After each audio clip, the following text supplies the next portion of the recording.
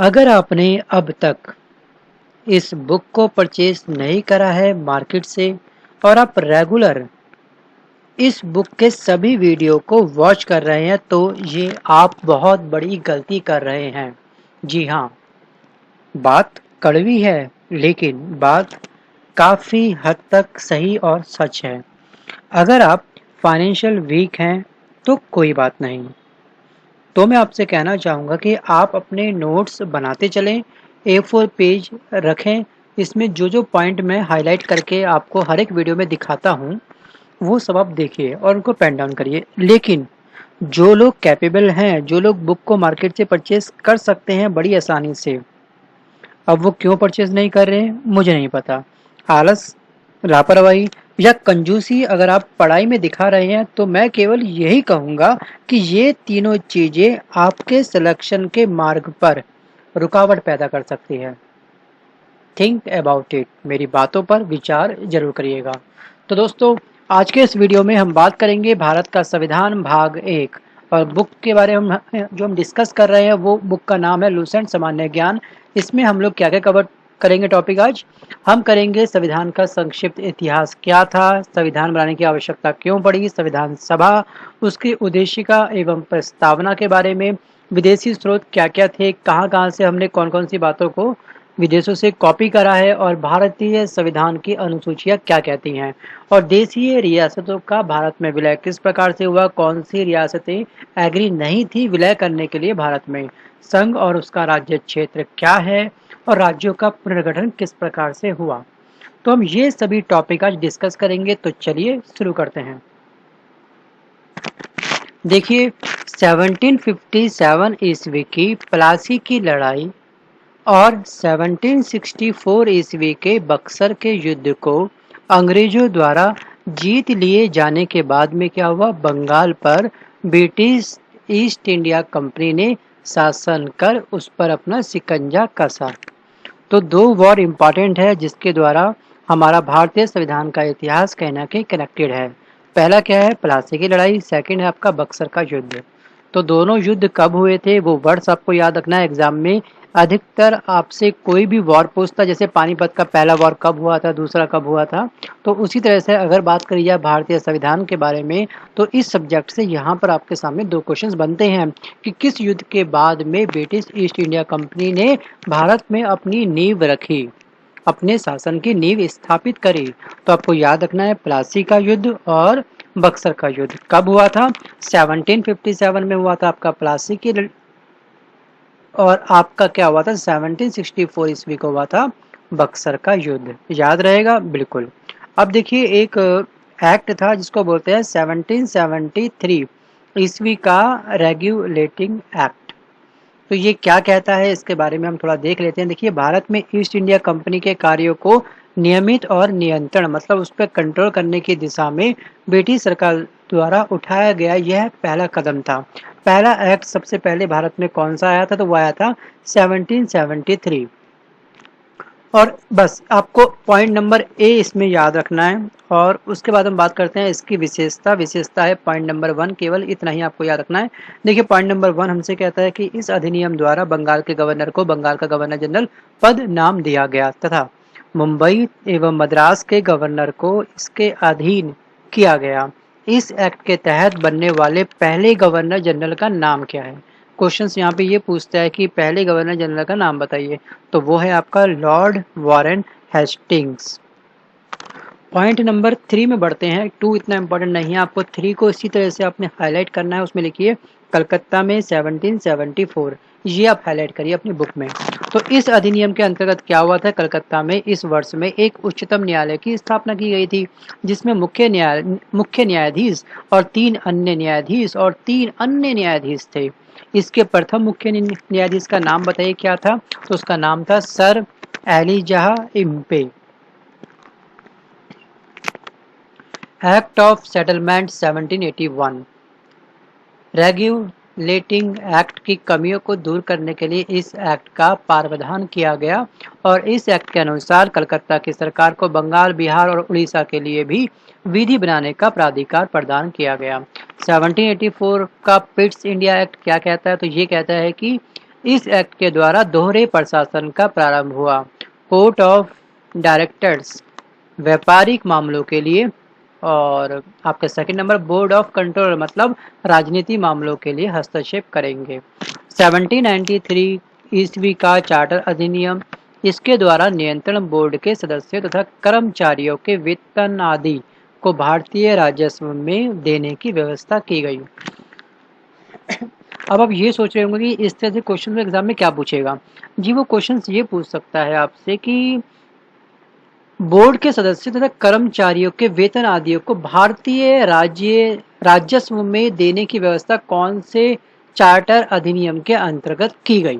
ठीक है, ये क्वेश्चंस पूछ सकता है आपसे। देखिए क्वेश्चंस बन जाता है अगर आप बनाने की प्रैक्टिस करेंगे तो कोई भी अगर आप सेंटेंस पढ़ रहे हैं जीके का तो उसमें थोड़ा सा ठहराव लीजिए, पॉज लीजिए और प्रैक्टिस करिए कि उसमें से क्या क्वेश्चंस बन सकता है। जिस दिन ये स्किल्स आपकी डेवलप हो गई तो आपका एग्जाम क्रैक होना डैम श्योर है। जी हाँ, आपका एग्जाम क्रैक हो जाएगा।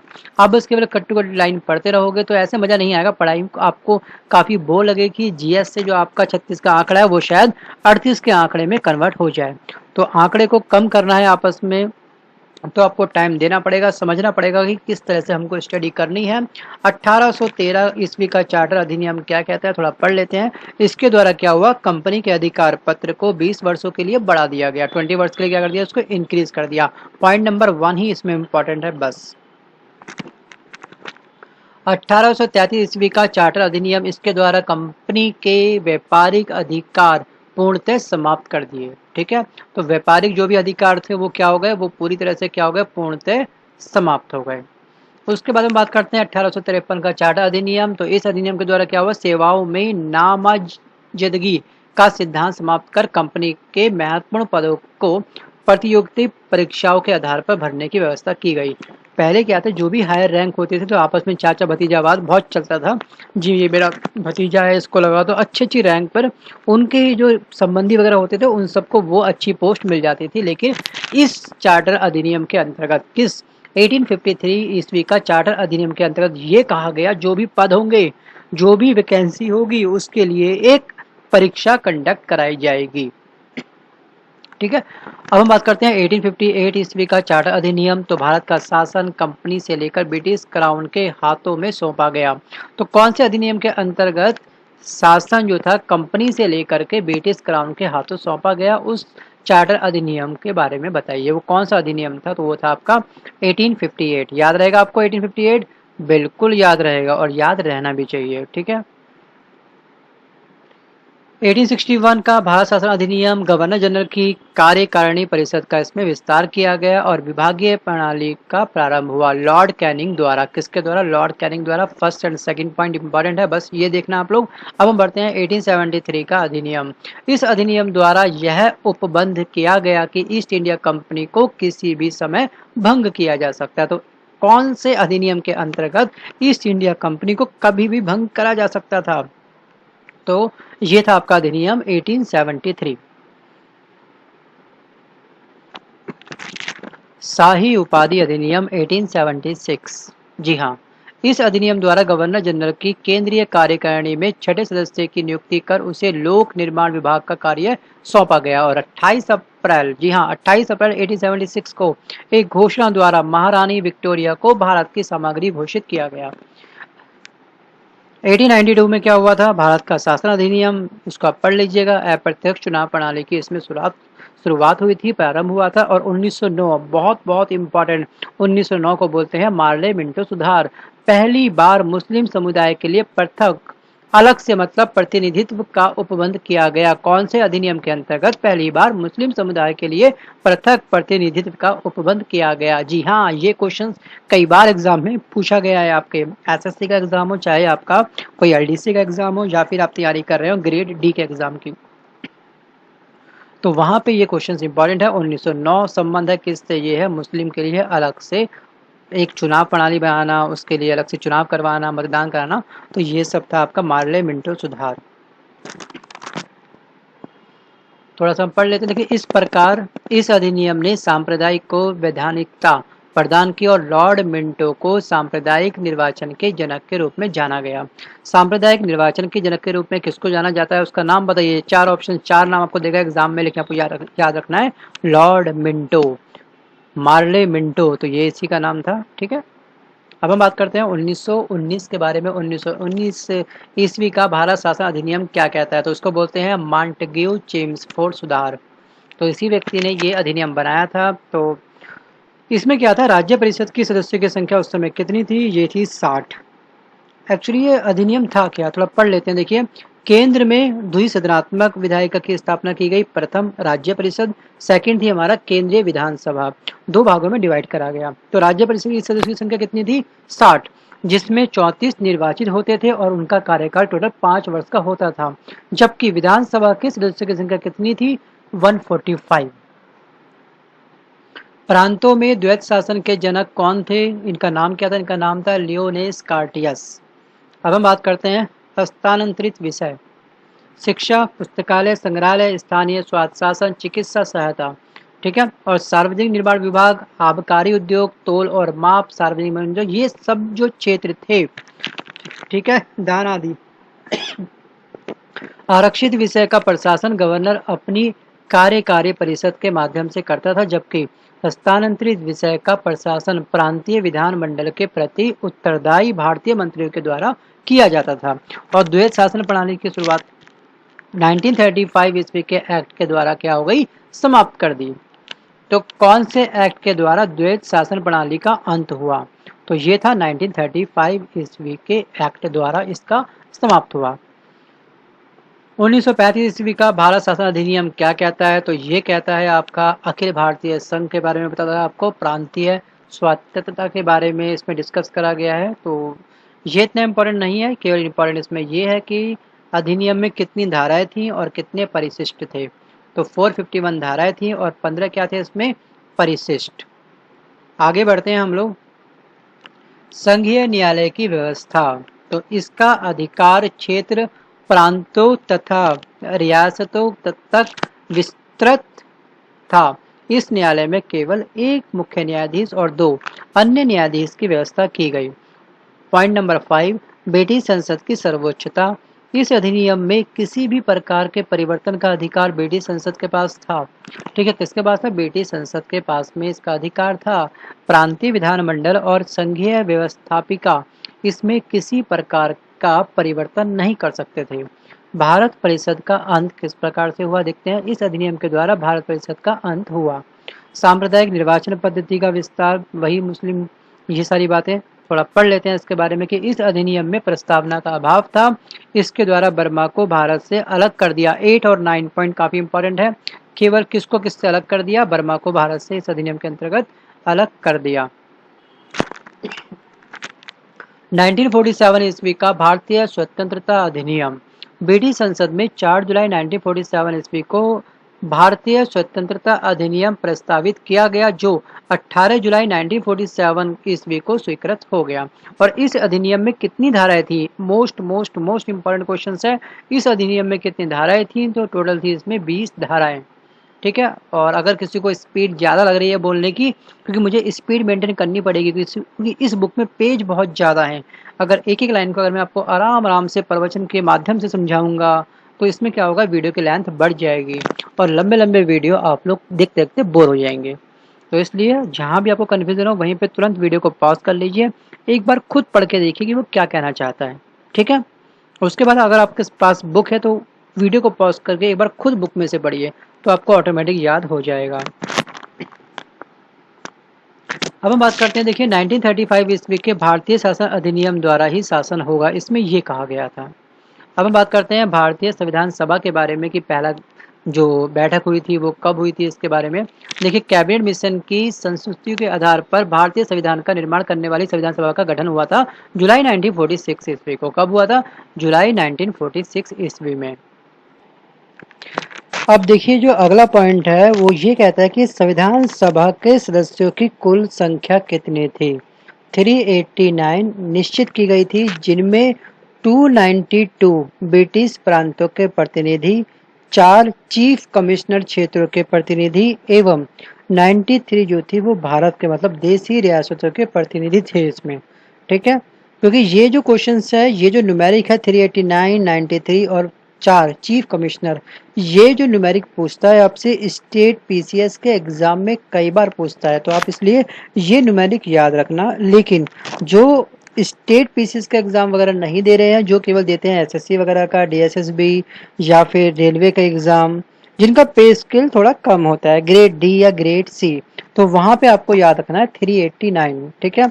कुल संख्या कितनी थी? 389। उसके बाद हम बात करते हैं मिशन योजना के अंतर्गत। मिशन योजना के अनुसार जुलाई 1946 ईस्वी में संविधान सभा का चुनाव हुआ। कुल 389 सदस्यों में से प्रांतों के लिए निर्धारित करे गए 296 सदस्यों के लिए चुनाव हुए। इसमें कांग्रेस को 208 मिले, मुस्लिम लीग को 73 स्थान था और 15 अन्य दलों के तथा स्वतंत्र उम्मीदवार निर्वाचित हुए। तो इतना आपको याद नहीं रखना है, बस केवल आपको याद रखना है कि संविधान सभा का चुनाव कब हुआ, 1946 में। कुल संख्या थी 389 और जुलाई 1946 में इसका गठन हुआ, ठीक है।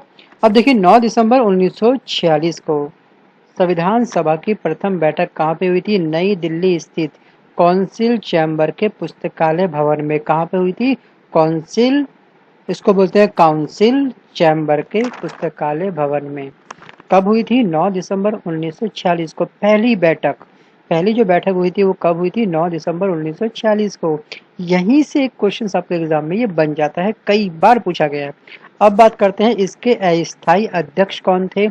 अस्थायी मतलब टेम्परेरी, पहली बार बैठक हुई तो कोई ना कोई तो उस टाइम पे हेड बनाना पड़ेगा ना। किसने सोचा नहीं था कि हेड कौन बनेगा, लेकिन तुरंत मीटिंग हुई, लोग गैदरिंग होने लगी, तो लोगों ने तभी तुरंत डिसाइड करा भी इसका अध्यक्ष कौन बनेगा। अस्थायी अध्यक्ष कुछ टाइम के लिए बना दिया डॉक्टर सच्चिदानंद सिन्हा को, ठीक है। एग्जाम में क्वेश्चन यहाँ से ये भी बनता है कि संविधान सभा के अस्थायी अध्यक्ष का नाम बताइए, क्या नाम था? उनका नाम था डॉक्टर सच्चिदानंद सिन्हा। बाद में परमानेंट कौन बन गए? बाद में बन गए परमानेंट आपके राजेंद्र प्रसाद, ठीक है। अब हम आपसे बात करते हैं आगे कि हैदराबाद एक ऐसी देसी रियासत थी जिसके प्रतिनिधि संविधान सभा में सम्मिलित नहीं हुए। ये एक्चुअली चाहते थे, यहाँ के हैदराबाद में थे निजाम। इनका मानना ये था कि भी मुझे अलग से एक स्वतंत्र देश घोषित कर दिया जाए, तो यहाँ के निजाम नहीं माने, काफ़ी मिन्नतें करी। जब संविधान बन भी गया, लेकिन बीच में बहुत दिक्कतें आई। तो एक्चुअली एक सीरियल था राज्यसभा या लोकसभा में, मैंने आपको बताया था संविधान के नाम से। अब यूट्यूब में सर्च मारना, एक सीरियल है संविधान के नाम से। तो संविधान बनाते समय क्या क्या चीज़ें फेस करनी पड़ी, उस सीरियल में काफ़ी तरीके से बताया गया। आप चाहो तो वो सीरियल देख सकते हो। संडे एज ए अपना एंजॉय डे रखा करो, इस तरह के मोटिवेशनल वीडियो वगैरह या फिर लेक्चर वगैरह सुना करो। देखिए अब क्या हुआ, 10 लाख की आबादी पर एक स्थान का आवंटन किया गया। ये छोड़ दीजिए अब देखिए प्रांतों का प्रतिनिधित्व मुख्यतः 3 प्रमुख समुदाय की जनसंख्या के आधार पर विभाजित किया गया। समुदाय मुस्लिम, सिख और साधारण व्यक्ति। संविधान सभा में ब्रिटिश प्रांतों के 296 प्रतिनिधि का विभाजन सांप्रदायिक आधार पर किया गया। 213 सामान्य, 79 मुसलमान और 4 थे इसमें सिख।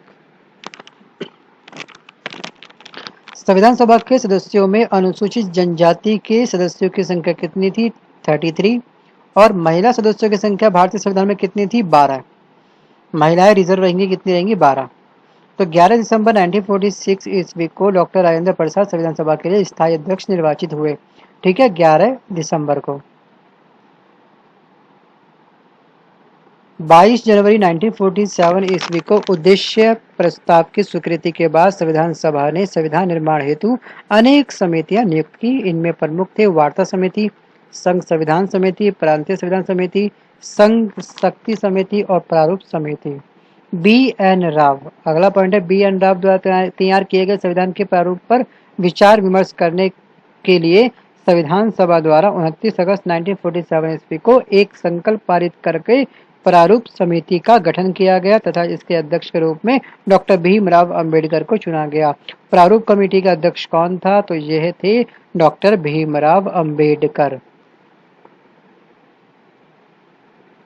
अब देखिए क्या हुआ, 3 जून 1947 की योजना के अनुसार देश का बंटवारा हो जाने पर भारतीय संविधान सभा की कुल सदस्य संख्या थी 324 नियत की गई, और जिसमें 335 स्थान प्रांतों के लिए, 89 स्थान देशी राज्यों के लिए थे। देखिए इसमें एक्चुअली कुछ स्किप कराने के लिए खास नहीं था, तो मैंने कम कम इसमें आपको स्किप कराया है, लेकिन भारतीय संविधान एक्चुअली टॉपिक काफ़ी इंपॉर्टेंट है। तो यहाँ पे जो बुक में दिया गया है, तो आप अगर सारा पढ़ सकते हैं सारा पढ़ लीजिए, लेकिन मैंने जो हाईलाइट करा है काफ़ी इंपॉर्टेंट चीज़ हाईलाइट करी है, आपको इतना तो पढ़ना पड़ेगा ही पड़ेगा। देश विभाजन वगैरह ये सब हो गया है। देखिए, देश विभाजन के बाद संविधान सभा का पुनर्गठन हुआ था क्या? 31 अक्टूबर 1947 को। 31 दिसंबर 1947 को संविधान सभा के सदस्यों की कुल संख्या कितनी थी? 299। प्रांतीय 299, देशी रियासतों की सदस्यों की संख्या थी 70।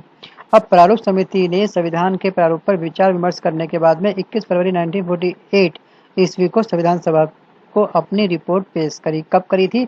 21 फरवरी 1948 में। ये जो वर्ड्स है ये पूछा गया यूपीपीएससी जीएस पेपर 1 में, ये डेट पूछता है आपसे कई बार, तो आप ये याद रखना। देखिए, संविधान सभा में संविधान का प्रथम वाचन कब हुआ था? 4 नवंबर से 9 नवंबर 1948 ईस्वी तक चला। संविधान का दूसरा वाचन हुआ था 15 नवंबर, ठीक है, जो 17 अक्टूबर 1949 तक चला। और बात करते हैं संविधान सभा में संविधान का तीसरा जो वाचन हुआ था 14 नवंबर 1949 ईस्वी से लेकर के 26 नवंबर 1949 ईस्वी तक ये चला। अब देखिए, कौन किसके अध्यक्ष थे इसके बारे में हम बात करते हैं आपसे। देखिए, संचालन समिति के जो अध्यक्ष थे वो थे डॉक्टर राजेंद्र प्रसाद। संचालन मतलब भारतीय जो संविधान बना था उस समय उसका संचालन किसने करा था? जो भी रोक टोक होती थी तो कौन ऑर्डर करता था? ऑर्डर ऑर्डर, ये वाला ऑर्डर वो करते थे डॉक्टर राजेंद्र प्रसाद। तो यहाँ पे आपका इम्पॉर्टेंट जो है वो है आपका सबसे ज़्यादा जो इम्पॉर्टेंट है वो है आपका प्रारूप समिति। इम्पॉर्टेंट सारे ही हैं, सारे याद करने हैं आपको, लेकिन ये चीज़ आपने कभी भी स्किप नहीं करनी है। माइंड में परमानेंट मार्कर से इसको लिख लो कहीं पे, ठीक है, माइंड में, ठीक है, पेपर पे नहीं, माइंड में। अब संविधान निर्माण की प्रक्रिया में कुल कितना टाइम लगा? 2 वर्ष 11 महीने 18 दिन इसमें लगे। और संविधान को जब 26 नवंबर 1949 ईस्वी को संविधान सभा द्वारा पारित किया गया, ठीक है, तब क्या था? इसमें कुल कितने भाग थे? अनुच्छेद कितने थे? अनुसूचियां कितनी थी? 22 भाग थे, 395 अनुच्छेद थे और 8 अनुसूचियां थी। वर्तमान समय में संविधान में 22 भाग, 395 अनुच्छेद और 12 अनुसूचियां हैं। देखिए, संविधान के कुल अनुच्छेदों में 15 अर्थात 5, 6, 7, 8, 9 और 60, 324 ये सब जो है आपका अनुच्छेदों को 26 नवंबर 1949 ईस्वी को ही परिवर्तित कर दिया गया, मतलब उसको ऐड कर दिया, जबकि शेष अनुच्छेद क्या हुआ? 26 जनवरी 1950 को लागू हुए। संविधान सभा की अंतिम बैठक कब हुई थी? ये हुई थी 24 नवंबर 1950। बस ये आपको याद करना है। और साथ में आपको याद रखना है क्या? भारत के प्रथम राष्ट्रपति चुना गया, किसको चुना गया? ये चुना गया था राजेंद्र प्रसाद को। देखिए, उसके बाद में यहाँ पे इतना इम्पोर्टेंट नहीं है। हाँ, ये है थर्ड पॉइंट, भारतीय संविधान की उद्देशिका अथवा प्रस्तावना। तो संविधान के 42वें संशोधन 1976 द्वारा इसको संशोधित करा गया, ठीक है। 42वें संशोधन कब हुआ था? संविधान के 42वें संशोधन 1976 को हुआ था। और इसमें ये सारी उद्देशिका के बारे में कहा था कि हम भारत के लोग, भारत को एक संपूर्ण प्रभु संपन्न, ये सब बातें लिखी गई हैं। तो ये नहीं पूछता आपसे एग्जाम में कि पूरा सेंटेंस बताइए क्या था, लेकिन आपको याद रखना है कौन सा संशोधन था ये था आपका 42वां। उसके बाद प्रस्तावना को न्यायालय में परिवर्तित नहीं किया जा सकता। यह निर्णय यूनियन ऑफ इंडिया बनाम मदन गोपाल 1957 के निर्णय में घोषित किया गया। और बेरूबाडी यूनियन वाद 1960 में सर्वोच्च न्यायालय ने निर्णय दिया कि जहां संविधान की भाषा संदिग्ध हो वहां प्रस्तावना विधिक निर्वाचन में सहायता करती है। बाकी आप देखिए 42वें संविधान संशोधन अधिनियम 1976 के द्वारा इसमें समाजवादी, पंथ निरपेक्ष और राष्ट्र की अखंडता शब्द जोड़ा गया। तो कौन कौन से शब्द जोड़ा गया? पहली बात तो ये संविधान संशोधन जो 42वां था वो कब हुआ था? ये हुआ था 1976 में। और इसमें क्या क्या जोड़ा गया था? इसमें जोड़ा गया था समाजवादी, पंथ निरपेक्ष और राष्ट्र की अखंडता, ऐसे शब्दों को इसमें ऐड करा गया था, ठीक है। और ऊपर का जो एक पॉइंट, मुझे पता है कि ये पॉइंट एक रह गया है क्योंकि ये इतना इंपॉर्टेंट नहीं है, लेकिन फिर भी मैं चाहता हूँ कि इस पॉइंट को आप टोटल यहाँ से यहाँ तक पढ़ लें अपने आप एक बार। ये एग्जाम में नहीं आएगा, लेकिन आपको पता होना चाहिए। अगर आप मेंस में बैठ रहे हैं एग्जाम के लिए, डेस्क्रिप्टिव एग्जाम के लिए, तो आप अगर वो लाइन अपने मेंस एग्जाम में कहीं मेंशन करते हैं तो आपके एग्जाम में 4 चांद लग सकते हैं। तो अब हम बात करते हैं कि हमने एक्चुअली भारतीय संविधान बनाते समय दूसरे देशों से क्या क्या कॉपी करा। ठीक है। सबसे लंबा लिखित संविधान किसका है? भारत का है। तो लिखित संविधान को दूसरी देशों की जो अच्छी बातें थी, उन सबको हमने अपने भारतीय संविधान में ऐड करा गया। तो संयुक्त राज्य अमेरिका से हमने क्या क्या लिया? मौलिक अधिकार हमने कौन से देश से अडॉप्ट करे हैं, गोद लिए हैं, धारण करे हैं? तो ये करे हैं संयुक्त राज्य अमेरिका से। ठीक है, याद रखना। सॉरी। उसके बाद हम बात करते हैं कि निर्वाचित राष्ट्रपति, उस पर महाभियोग, उपराष्ट्रपति, उच्चतम और उच्च न्यायालय के न्यायाधीशों को हटाने की विधि एवं वित्तीय आपात हमने कौन से देश से लिए हैं? तो आपको ये सभी पॉइंट अच्छे से याद करने हैं। ठीक है। मौलिक अधिकार संयुक्त राज्य अमेरिका से संबंधित है, हमने यहाँ से इसको कॉपी करा है अपने संविधान में, अपने भारत में हमने ये लागू करा है। हमको नहीं पता था पहले मौलिक अधिकार क्या होता है, तो हमने देखा संयुक्त राज्य अमेरिका का संविधान कि यार वास्तव में मौलिक अधिकार की ये सारी बातें हैं, ये तो काफ़ी इंपॉर्टेंट बातें हैं। महाभियोग भी लगाया जा सकता है राष्ट्रपति पर, ये भी इंपॉर्टेंट है। तो हमने हर एक देश से कुछ ना कुछ कहीं ना कहीं से कॉपी करा है। ठीक है। अगर अपना विकास होता है तो दूसरे किसी इंसान की चीज़ों को कॉपी करने में कोई बुराई नहीं है। ठीक है। तो यहाँ पे भारत का संविधान भी कुछ इसी तरीके से बना। ब्रिटेन से हमने लिया है, क्या लिया है? एकल नागरिकता, कई बार एग्जाम में पूछा गया है, तो एकल नागरिकता आपको याद रखनी है इसमें। आयरलैंड से लिया गया नीति निर्देशक सिद्धांत। ठीक है, बस ये आप याद रखिएगा। उसके बाद में ऑस्ट्रेलिया से हमने लिया है क्या? समवर्ती सूची का प्रावधान, केंद्र एवं राज्य के बीच जो संबंध है, इसका विभाजन किस शक्ति के आधार पे होगा, ये सारी बातें हमने इसमें ली है। आपातकाल बहुत बहुत बहुत इंपॉर्टेंट है। आपातकाल हमने कौन से देश से लिया है? तो ये लिया है हमने जर्मनी से। और कनाडा से हमने क्या लिया है? संघ एवं राज्यों के बीच में शक्ति का विभाजन। इतना इंपॉर्टेंट नहीं है, बट ये इंपॉर्टेंट जरूर है कि राज्यपाल की नियुक्ति। रूस से हमने लिया है मौलिक कर्तव्य। देखिए, मौलिक कर्तव्य और मौलिक अधिकार में कंफ्यूज मत होना। संयुक्त राज्य अमेरिका सबसे ज़्यादा पावरफुल देश है, वो किसी भी देश पे अपना अधिकार कर सकता है। मतलब मौलिक अधिकार किससे संबंधित है? ये है संयुक्त राज्य अमेरिका से। उसके बाद आपको याद करना है रूस के बारे में कि मौलिक कर्तव्य का प्रावधान हमने किससे लिया है? तो ये लिया है हमने रूस से। और विधि द्वारा स्थापित प्रक्रिया, तो ये जापान के बारे में आपसे नहीं पूछता है, आपसे पूछता है मैक्सिमम रूस, जर्मनी, संयुक्त राज्य अमेरिका, ब्रिटेन, आयरलैंड, ये सब आप याद कर लेना। ठीक है, देख लेना इसको एक बार जरूर। और संविधान संशोधन बहुत अच्छा क्वेश्चन है। संशोधन कौन से देश से हमने अडॉप्ट करा है, धारण करा है? तो ये करा है हमने दक्षिण अफ्रीका से। अब देखिए, भारतीय संविधान के अनेक देशी और विदेशी स्रोत हैं, लेकिन भारतीय संविधान पर सबसे अधिक प्रभाव भारतीय शासन अधिनियम 1935 का है।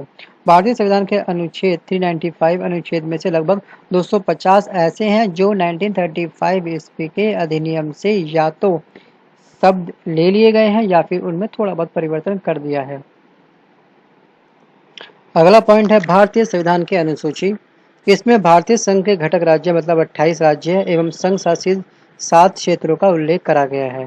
प्रथम अनुसूची किससे संबंधित है? ये केवल है इंट्रोडक्शन से, किसके राज्य और संघ शासित प्रदेश कौन कौन से हैं। और संविधान के 69वें संशोधन के द्वारा दिल्ली को राष्ट्रीय राजधानी क्षेत्र का दर्जा दिया गया।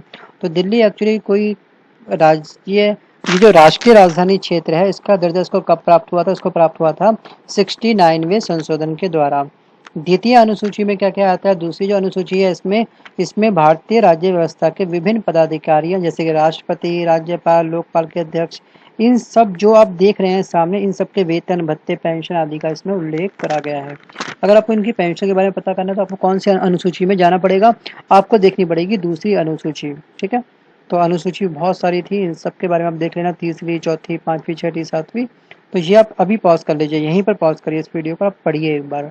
ठीक है। तो इम्पॉर्टेंट जो है ये सभी इम्पॉर्टेंट है। और इसके बाद में सबसे ज़्यादा जो इम्पोर्टेंट बात है वह है समवर्ती सूची का प्रावधान जम्मू कश्मीर से संबंधित नहीं है। ठीक है। और अब हम बात करते हैं 8वीं, मोस्ट मोस्ट मोस्ट इम्पॉर्टेंट है, इसको मैं जरूर पढ़ना चाहूँगा। देखिए, इसमें क्या था? इसमें भारत की 22 भाषाओं का उल्लेख करा गया था और मूल रूप से 8वीं अनुसूची में 14 भाषाएं थी। ठीक है। बाद में ये बढ़ती गई 1965 में, 1967 में सिंधी को और 1982 में कोंकणी को, मणिपुर, नेपाली, ये सब भाषाएं आपस में जोड़ दी गई कई बार। लेकिन स्टार्टिंग में कितनी भाषाएं थी?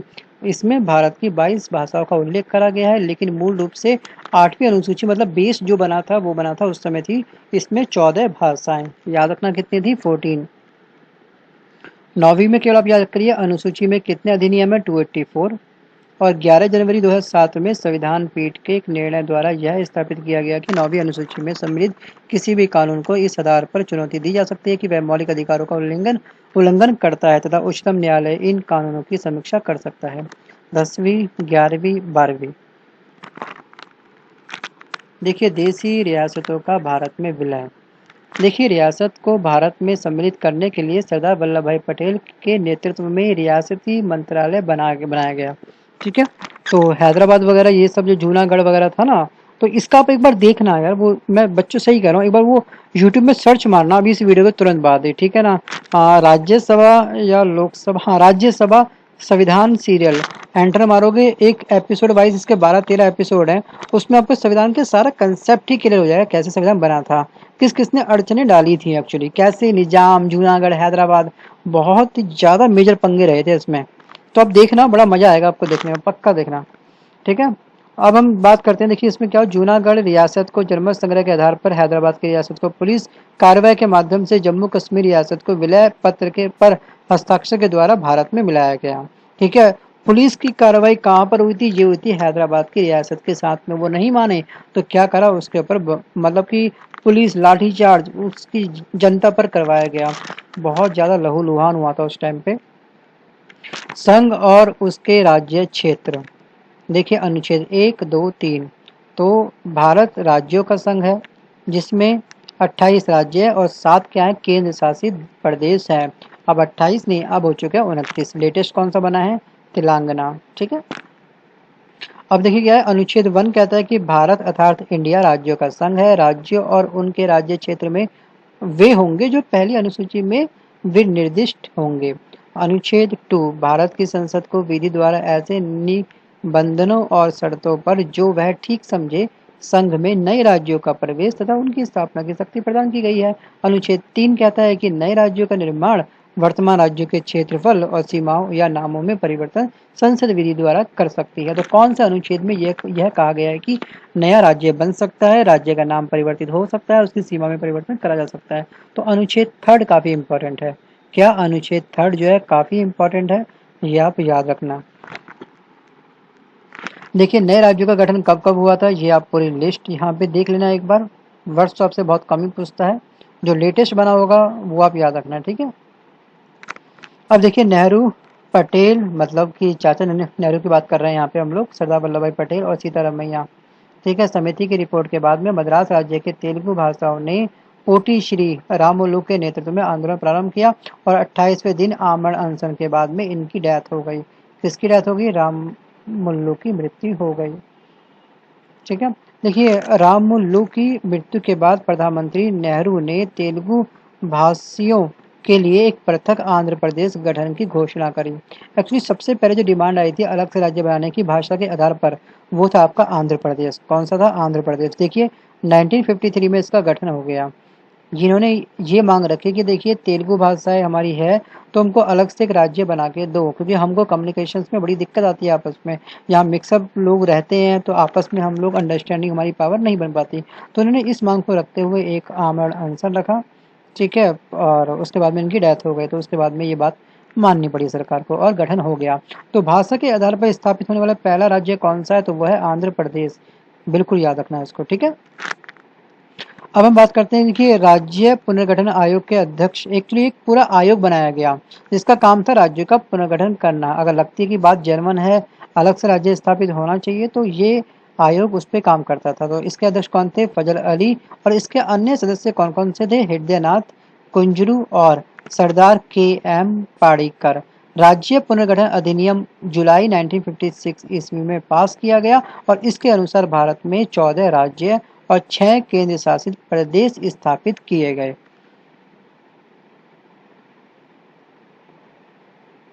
थोड़ा सा और पढ़ लेते हैं इसमें। देखिए, नवंबर 1954 ईस्वी को फ्रांस की सरकार ने अपनी सभी बस्तियां जैसे पांडिचेरी, ये सब जो है स्थान भारत को सौंप दिए, मतलब भारत के हवाले कर दिए कि हम ठीक है अपना विलय करने के लिए तैयार हैं। और 28 मई 1956 ईस्वी को संबंध में संधि पर हस्ताक्षर किए गए। भारत सरकार ने 18 दिसंबर 1961 को क्या किया, गोवा, दमन व दीप की मुक्ति के लिए पुर्तगालियों के विरुद्ध कार्रवाई की और उन पर पूर्ण अधिकार स्थापित कर लिया। और 1 मई 1960 को मराठी गुजराती भाषाओं के बीच में संघर्ष के कारण मुंबई राज्य का बंटवारा हुआ। एक तरफ महाराष्ट्र बना, एक तरफ बना आपका गुजरात। फिर हम बात करते हैं नागा आंदोलन के कारण असम को विभाजित कर कर 1 दिसंबर 1963 में क्या हुआ, नागालैंड को अलग राज्य बनाया गया। 1 नवंबर 1966 में पंजाब को विभाजित करके पंजाब मतलब और हरियाणा दो राज्यों में बंटवारा इनका हो गया। ठीक है, ये सब बातें थी, कुछ किसका बंटवारा कब हुआ, कौन सी इसकी स्थापना हुई थी, वो सब आप ये पढ़ लेना प्लीज। ठीक है, ये छोटी बातें बताने की आपको आवश्यकता नहीं है। वीडियो को अभी यहीं पे पॉज कर लीजिएगा, पढ़ लीजिए इसको खुद। ठीक है, 1 नवंबर 2000 ईस्वी को छत्तीसगढ़ 26वां राज्य और 9 नवंबर 2000 को बना उत्तरांचल मतलब उत्तराखंड जिसे बोलते हैं हम लोग। और ये यूपी से कितने जिलों को काट करके उत्तराखंड बनाया गया, तो यूपी के 14 जिलों को काट करके एक उत्तराखंड बनाया गया। कभी कभी यूपी पीसीएस में ये क्वेश्चन पूछ लेता है कि कितने जिलों को काट करके उत्तराखंड बनाया गया, यूपी के कितने जिलों को काट करके उत्तराखंड बनाया गया। ये क्वेश्चंस जीएस पेपर 1 में पूछ लेता, तो वो कितने जिले थे, वो थे 14। और 27वां राज्य एवं 15 नवंबर 2000 को झारखंड 28वां राज्य बना। 29वां कौन सा बना था, अभी मैंने आपको बताया था। वर्तमान समय में भारत में 29 राज्य है, यहाँ पे 28 लिखा है तो ये गलत है। अब है 29 और 7 संघ राज्य क्षेत्र हैं। इन्हें ही संविधान की प्रथम अनुसूची में शामिल किया गया।